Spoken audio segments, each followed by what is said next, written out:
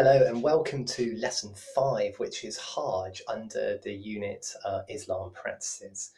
Before we get going, can I just remind you that you would be aware of these YouTube videos, I should say, through the platform that is Show My Homework. On this platform, you should also see a document there which you can click onto, which will give you written information on pilgrimage on Hajj. Now, there's two things I'd like you to do with this document. Firstly, I'd like you to copy the key terms, and secondly, I'd like you to do all activities on the document. In addition to that, could you please, while I'm delivering this narrative, could you please write keynotes to help you with your revision process? I'd also finally like to thank Mrs. Murray for giving me the content and the time in order to deliver these so that it makes your education just a little bit more fun, I hope.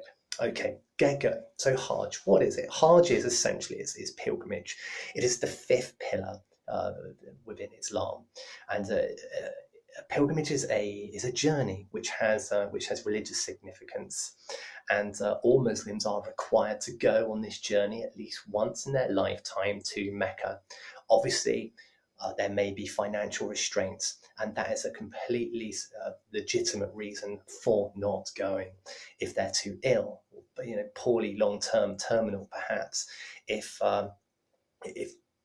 if they are if they're not wealthy enough to go, which I think I've mentioned. So there are a few reasons why you would be exempt from going, but on many occasions the Muslim community will work cohesively to enable poorer members of the community to go along. Hajj starts at the end starts and ends at the holy city of Mecca in Saudi Arabia. It always takes place on the from the 8th to the 12th of which is the last month of the Islamic calendar. During this time, around 3 million people flood into the relatively small city of Mecca. And at this point, it's worth saying that only Muslims are permitted to be in Mecca because there are practical reasons for that. Because the city gets so enormously flooded that actually it can result in stampedes and deaths due to people getting crushed by the crowd. So there has to be some kind of cap.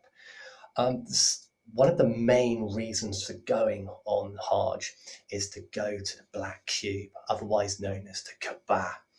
When they reach the Kaaba Mosque, which is the holiest, most sacred site in the whole world, as soon as they get there, they want to circle the Kaaba anti-clockwise 7 times. This process is called the Tawaf. On the way, they will endeavour to touch the black piece of granite that is on one corner of the Kaaba. Many Muslims will not get close enough, but there's a real sense of kind of, even fleetingly, again, we go back to this connection with Allah. They get close to it, they touch it. It shows, obviously, another reason why they might go, it shows complete devotion to God. And of course, it unites all Muslims all around the world. So you've got some reason there as to why they might go.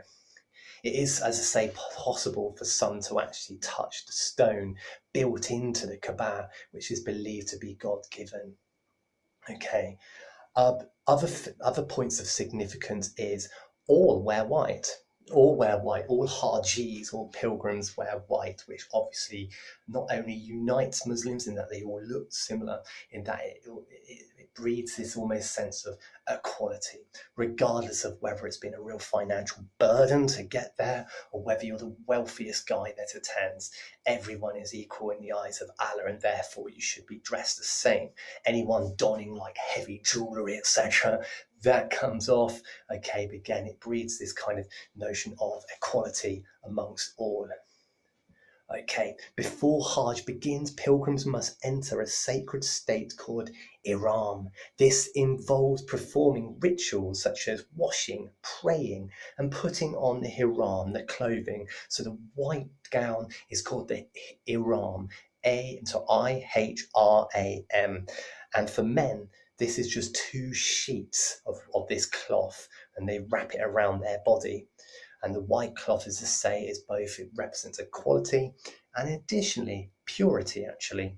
Women wear clothes of a single colour that covers their whole body, apart from their face, and the pilgrimage then begins. Another significant point is when they hit Mina, they travel from Mecca to Mount Safi and Marwa, but Mina is quite a fun one. And we don't need to know this in huge amounts of detail, so excuse me if I flip about what they do at various venues whilst on pilgrimage. So yes, the primary journey is to Mecca. They will come back there, but in the meantime, as I say, they go to Mina, where there are these three big erect pillars that represent Satan. They proceed to lob stones at these pillars, which represents a rejection of Satan, and each of these pillars obviously represents Iblis, which is, as we've discussed before, is Satan. Another place of significance, well, each venue is of course extremely significant, but another point that I'd like to bring out is that they go to Mount Arafat, where they believe Muhammad delivered one of his last great speeches to his converts, and that they will stand there, if they are physically able, for 24 hours and pray on the Mount Arafat. Again, it feels this real sense of closeness to Allah. Okay, guys, I think we draw a close there. We've hit about 5 minutes, in fact, plus. Remind you, please crack on with the copying the key terms. Get it emailed to me, as well as the activities. Thank you very much.